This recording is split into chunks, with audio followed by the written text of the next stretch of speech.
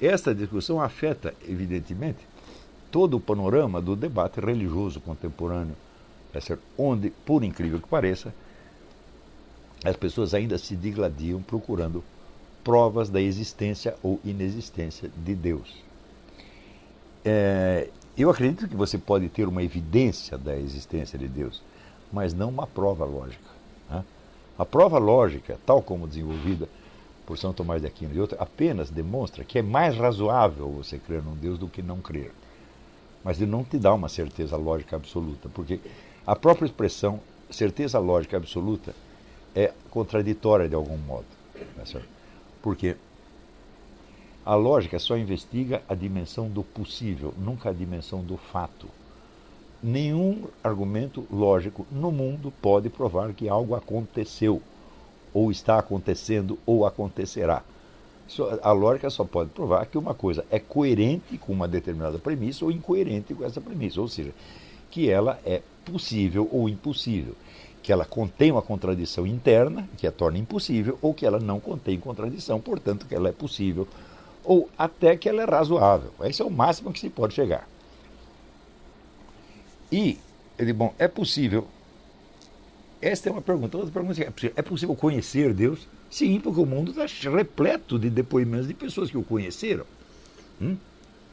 Então, isso é possível conhecer Deus e você ter a certeza absoluta, tá certo, e imediata da sua existência e da sua presença. Porém, aí nós temos a coisa mais extraordinária do mundo. Aquilo que você conhece com certeza total, vamos dizer, pela percepção imediata de uma presença, não é comunicável a outra pessoa. Isto é uma fatalidade da Constituição humana. É o exemplo que eu dou, por exemplo, se você é a única testemunha de um crime. Você viu ninguém matando o outro na esquina. Você sabe quem é a vítima, você sabe quem é o assassino, você sabe como foi, você sabe tudo. Você pode provar isso? Não pode. Ao contrário, o seu testemunho é que será usado como elemento, não como prova, como elemento de prova. Elemento de prova significa o seguinte, que você vai provar absolutamente que foi aquele sujeito. Não, você vai tornar essa tese mais provável. A culpa do sujeito será mais provável do que a sua inocência. Isso é o máximo que você pode chegar. Se não fosse assim, não existiria o erro judiciário, que é uma coisa muito comum, onde as pessoas chegam a uma coisa que lhes pareceu uma prova e no dia seguinte você vê que não foi prova coisíssima nenhuma. E quem quer que tenha investigado qualquer fato, as pessoas gostam muito de estudar, de rever ideias, etc, etc. Eu digo, experimenta um dia você investigar um fato. Um fato pode ser um fato banal. Para ver se você o entende mesmo. Eu digo, você chega, no máximo você chega numa altíssima probabilidade, numa razoabilidade. Uma certeza absoluta é quase impossível. Existe certeza absoluta do ponto de vista puramente lógico-formal, que diz respeito apenas a possibilidades. Por exemplo, pode existir um quadrado com menos de 4 lados? Não pode, porque isso contradiz a própria definição de quadrado. Então isso é impossível. Tá certo? Mas que quadrado é este? É apenas um quadrado possível. É um quadrado universal, é uma ideia universal de quadrado. Muito bem, quando as pessoas colocam o problema da existência e inexistência de Deus, digo, você colocar esse problema no plano dos argumentos é você fazer buraco na água. Por quê? Porque Deus não é um universal abstrato, Deus é uma pessoa. E você não pode chegar a uma prova universal abstrata da existência de uma pessoa. Uma pessoa só se conhece por experiência. Você mesmo, por exemplo, você pode provar só por argumentos a existência da sua mãe, da sua avó, da sua tia, da sua namorada, ou da sua mesma. Você não pode. Só tem um jeito, você tem que se mostrar e dizer, olha, eu existo, eu estou aqui. Tá certo? Se bem que a minha conta no Google foi suspensa porque dizem que eu estava me fazendo passar pelo Olavo de Carvalho. E até hoje eu não consegui provar que eu sou eu mesmo. Então, você vê, se Deus é uma pessoa, quer dizer, é uma individualidade de alcance universal, mas ainda assim uma individualidade de uma pessoa que usa a palavra eu, usa o pronome eu. Na verdade, ele é o único que usa esse termo eu com pleno direito. Porque em Deus tudo é personalizado, não há nada nele que não seja ele. Agora, em nós, cada um de nós, existe uma série de elementos que não são nós. A nossa hereditariedade, que a gente desconhece, não sabe que elementos estão lá, tem cobras e lagartos lá dentro, você não sabe. As influências de fora que foram se impregnando e que você não lembra mais de onde vieram, tudo isso não é você. Tanto que eu, na verdade, eu não acredito na existência do inconsciente pessoal. Eu digo, se é um inconsciente, não é pessoal. Esses são elementos estranhos que estão impregnados e que me afetam de alguma maneira, mas que eu não posso dizer que sou eu. Então, agora, isso quer dizer que nós somos eus, assim, por delegação, por empréstimo. Nós somos eu em potência. Ou seja, ao longo do tempo nós vamos nos personalizando, nós vamos pegando os elementos estranhos que estão em nós e nós vamos trabalhando e personalizando. Uns nós cortamos, outros nós transformamos, tá certo? Outros nós simplesmente desprezamos porque não tem importância. E no fim você vai personalizando o seu eu. E aí quando você está lá pelos 70, 80 anos, aí você começa a saber mais ou menos quem é o tal do eu. Se chegar a isso. Mas, quando Deus diz, eu sou aquele que eu sou, Ele está querendo dizer o seguinte, que nele tudo é eu. Não há um elemento estranho, tá certo? Não há um elemento externo, tá certo? E o próprio apóstolo São Paulo, ele diz, nele vivemos, nos movemos e somos. Ou seja, não há nada que não esteja em Deus, de algum modo. Isso não quer dizer o panteísmo, de que Deus é o universo. Não, Deus é esse universo, mas quantos universos ele queira criar? Tá certo? Ele mesmo já disse que vai criar outro, não disse? Então, quer dizer, Deus não pode ser esse universo, ele transcende o universo. Então, mas ao mesmo tempo, tudo o que é, vamos dizer, neste mundo que nós dizemos que não é Deus, nós queremos dizer que não é Deus inteiro. Mas aquilo está em Deus, não há outro lugar onde possa estar. Por isso que diz o apóstolo que nele nós vivemos. Nós vivemos, o planeta Terra existe e os galáxias inteiras existem em Deus, como possibilidades internas do próprio Deus. Internas que não se confundem com ele, mas que também não estão fora dele. Nada pode existir fora de Deus. Então, isso quer dizer que Deus é o único que usa a palavra eu com total propriedade. Nele tudo é personalizado. Alguém usa uma imagem muito bonita, ele diz, em Deus o corpo inteiro é um rosto. Ora, nós reconhecemos as pessoas pelo rosto. Se você vê o sujeito pela ponta do dedo, você não vai saber que é ele. Se vê pelas costas, mais ou menos. Isso quer dizer que no nosso corpo, somente algumas partes estão personalizadas, especialmente o rosto, especialmente os olhos.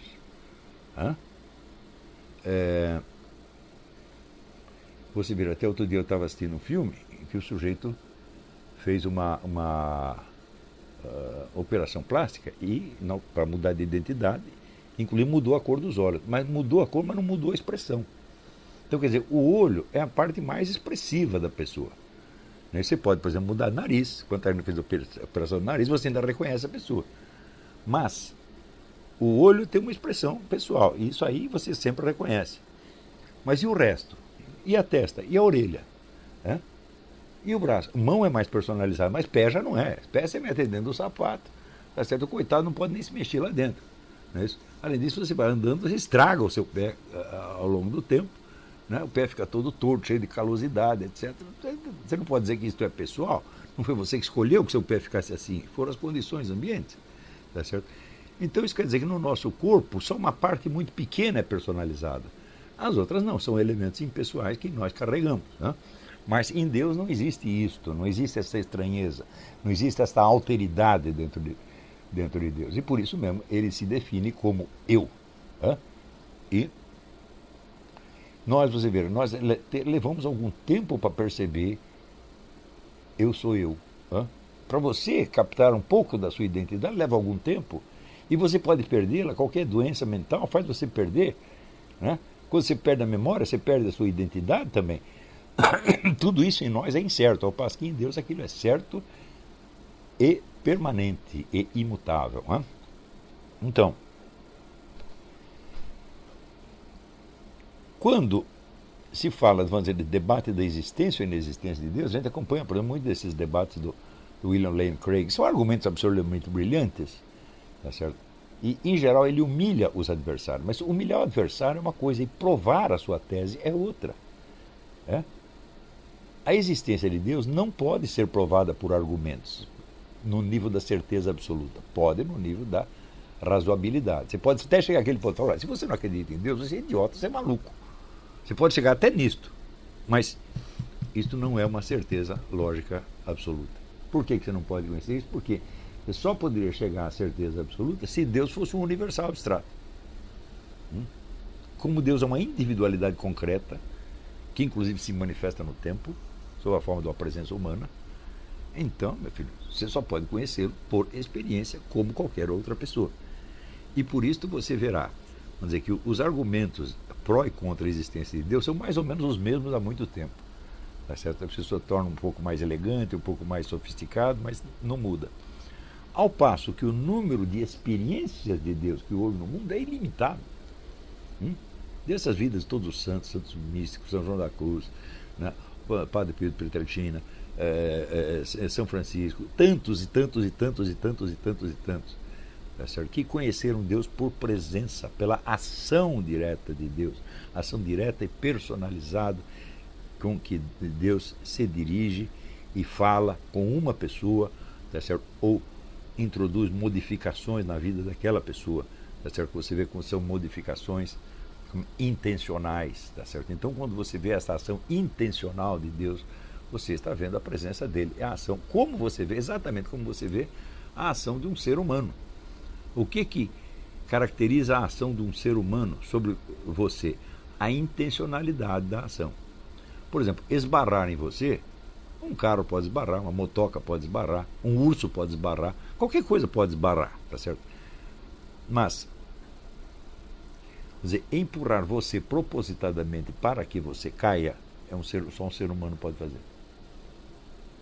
Nenhuma fera que te ataque faz isso. Ela simplesmente bate em você.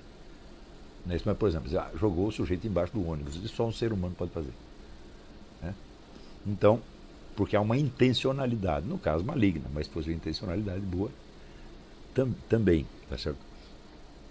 Então, a intencionalidade significa que por trás daquela ação existe uma consciência que é dona de si, que é senhora de seus atos e que livremente, sem a sua influência, decide fazer isto ou aquilo. Não é isso? Com a consciência dos efeitos que pretende desencadear. Tá certo? Então, a ação divina, a mesma coisa. Quer dizer, não são modificações acidentais que possam ser explicadas por fatores impessoais externos. É isso que eu expliquei também na aula, o que é um milagre. Onde você vê um milagre, não é uma coisa estranha que aconteceu. Tá certo? É uma sequência de ações e de acontecimentos que marcam claramente uma intencionalidade. Tá certo? E por isso fazem sentido. E por isso se estabelece ali um diálogo, um encontro. Tá certo? Então, este tipo de conhecimento de Deus é abundante. Não confundam isto com a ideia, esta sim, herética, de que só conhecemos Deus por uma experiência interior, por uma vivência interior ou por um sentimento. Não, isso é herético completamente. A ação divina é uma ação objetiva, externa. É uma ação sobre o mundo físico. Então, quando eu digo só o conhecimento experimental de Deus vale, não é experiência no sentido psicológico, subjetivo, de jeito nenhum. É experiência no sentido objetivo. Não é isso? Então, por exemplo, se você pega aquelas curas todas que Deus operou a pedido do Padre Pio de Pietrelcina, não eram modificações subjetivas. Eu tive uma impressão de que Deus falou comigo. Não. Ou era uma coisa que acontecia mesmo no campo físico, ou não acontecia. Então,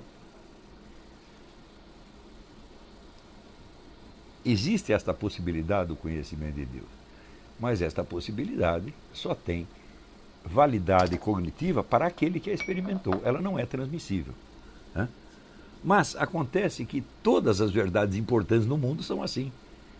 As verdades que são totalmente transmissíveis ou são verdades puramente lógicas, ou são verdades científicas parciais, obtidas mediante um recorte, tá certo?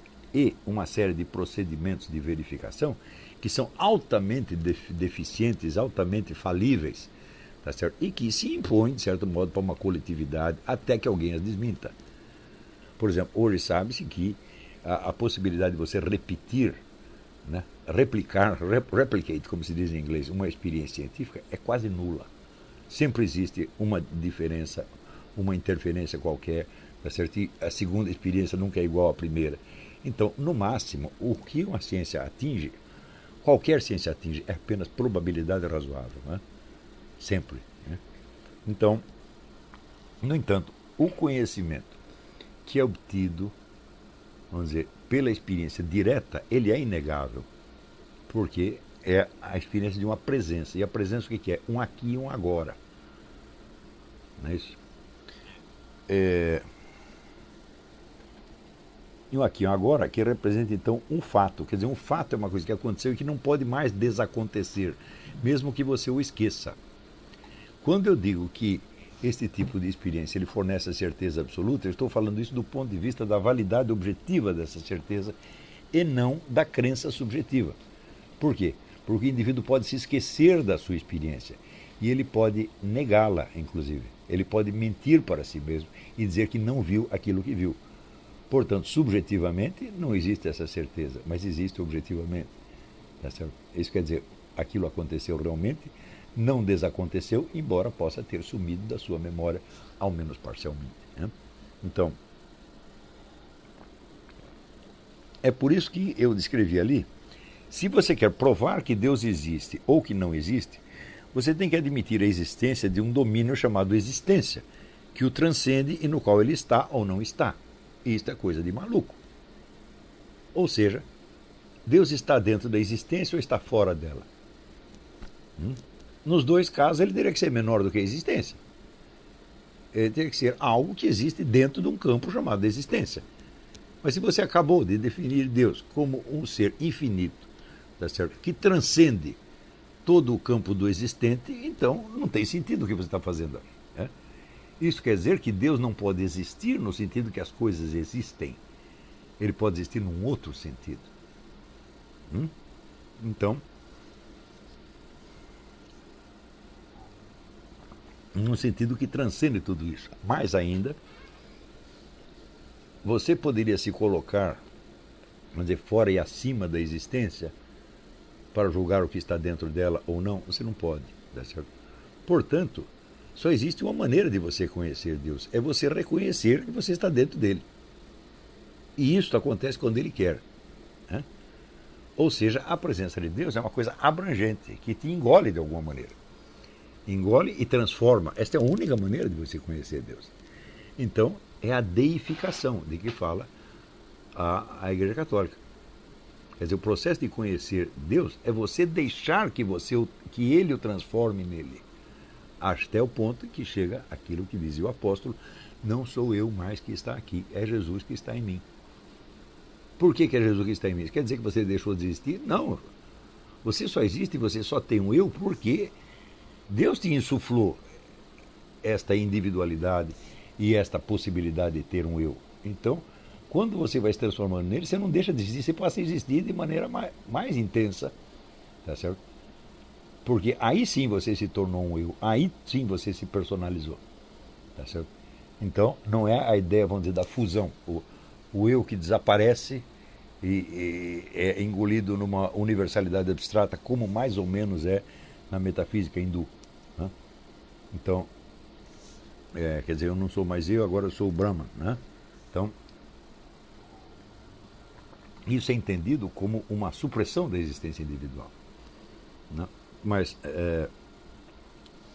na verdade, a existência individual ela é preservada, tá certo? Porque ela é a expressão da vontade de Deus. Ela personalizou você. E não vê por que personalizar se depois é só para dissolver e transformar nele de novo. Tá certo? Então,